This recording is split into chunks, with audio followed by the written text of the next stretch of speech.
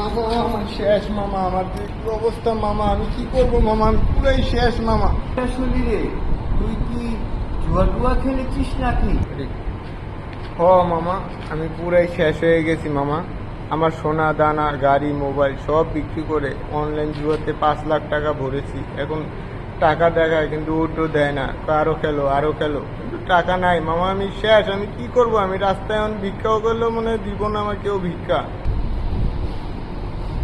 আসলে তোর মতো হাজারো বেকার ছেলেরা চিন্তা করে কি অনলাইন জুয়া বা কাজ করে ওরও জুয়া খেলে কিছু টাকা ইনকাম করতে চায়।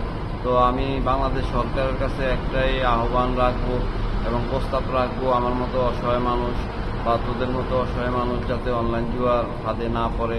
কারণ হাজারো ঘর বাড়ি বসতভিটা সব নিঃস্ব হয়ে যাচ্ছে প্রতিনিয়ত হাজারো যুবক। তাই আমি সরকারের কাছে জোরালো আবেদন করব যাতে অনলাইন জুয়া থেকে এবং অনলাইনে জুয়ার সফটওয়্যার এই দেশ থেকে বিতাড়িত করা হোক। ধন্যবাদ সবাই।